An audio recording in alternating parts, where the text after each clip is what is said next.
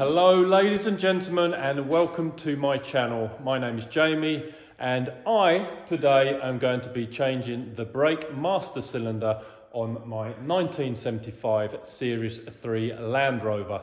I wasn't going to make a video on this because I assumed it was going to be 2 bolts, you swap it over.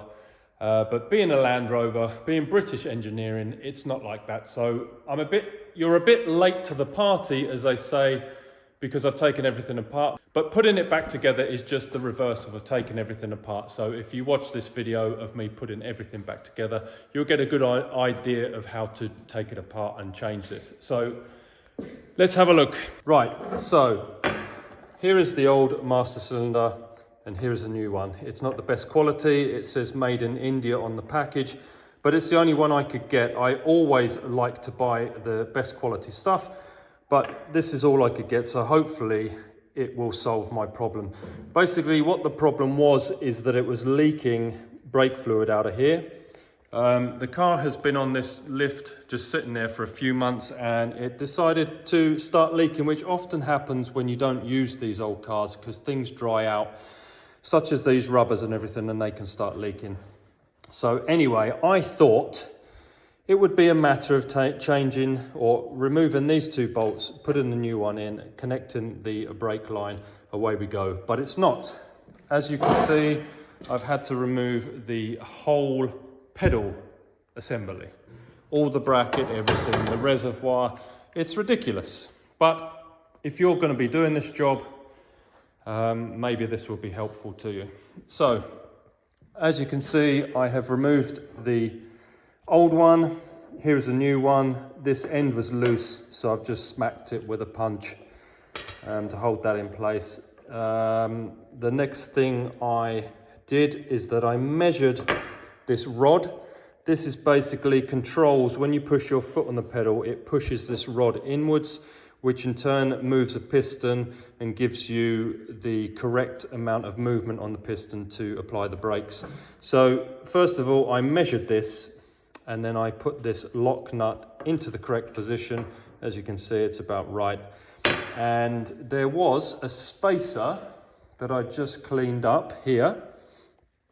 This was on here. Yours might be different.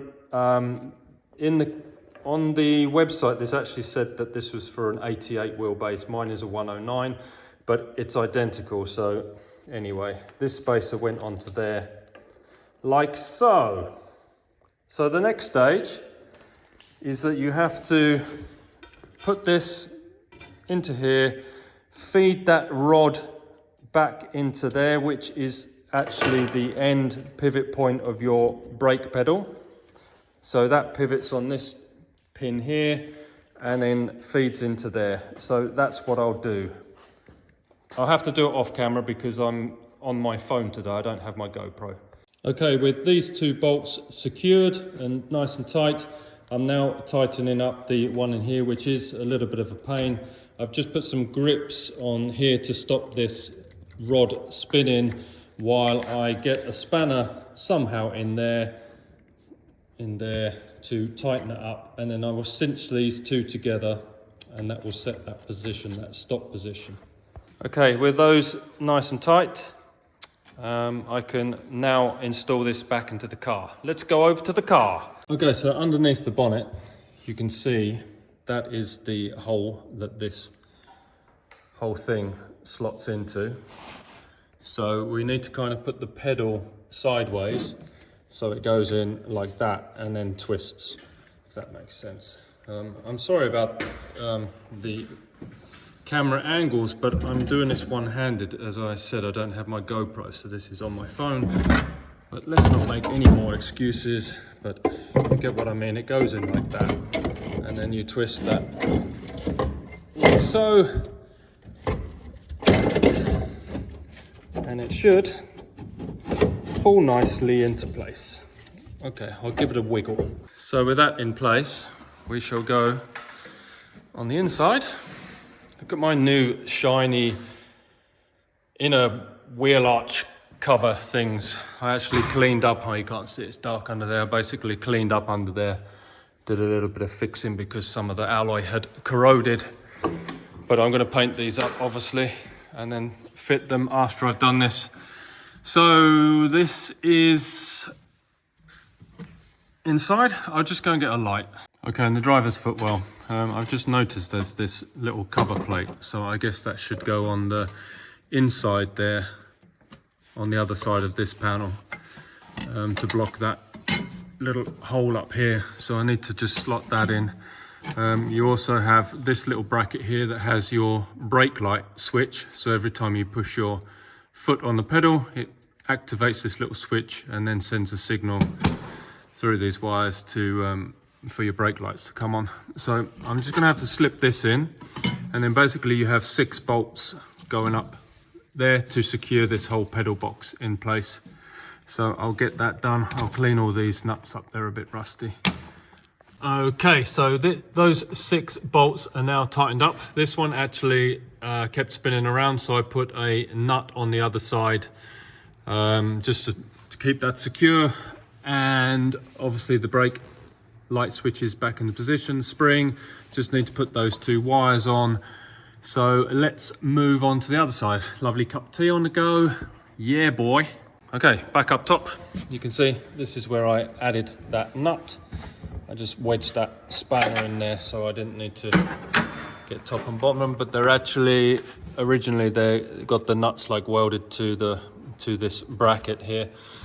So all I need to do now is connect up the brake line to here, and then this one here is actually the feed to the reservoir that sits up here. And then there's a cover plate that goes over here as well that needs to be put back on.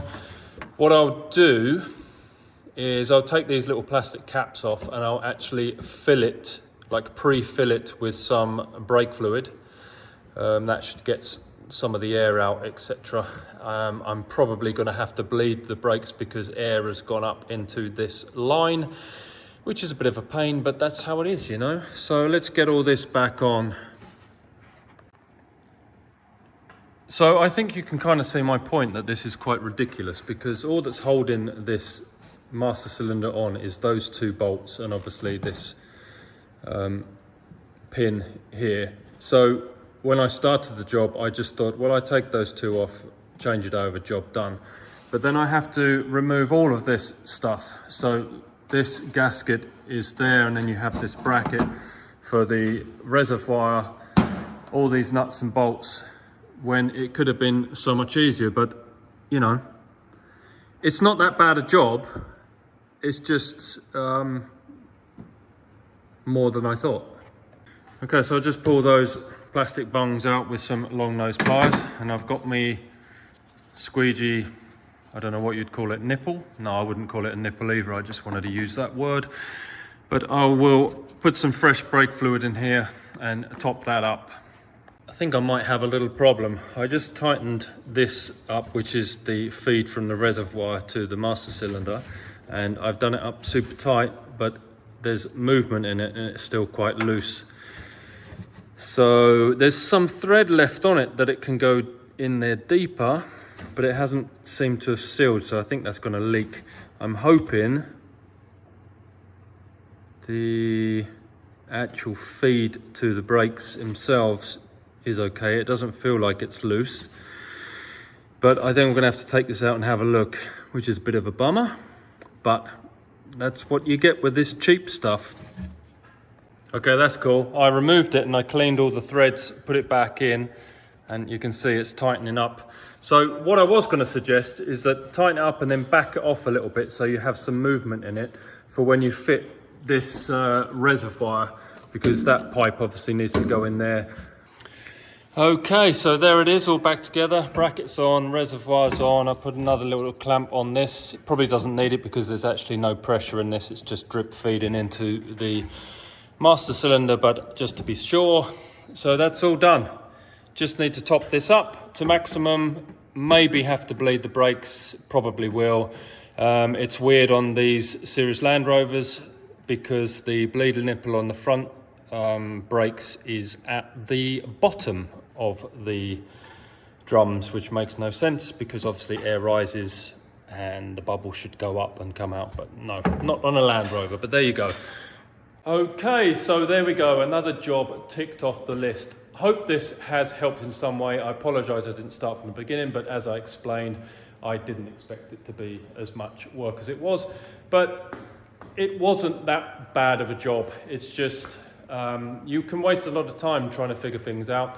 And that's one reason I like to do these YouTube videos, because if I save just a handful of you viewers some time, then that's a bonus. So anyway, if you like the video, please like and subscribe. Let's see in the morning if this has stopped leaking. Hopefully, fingers crossed.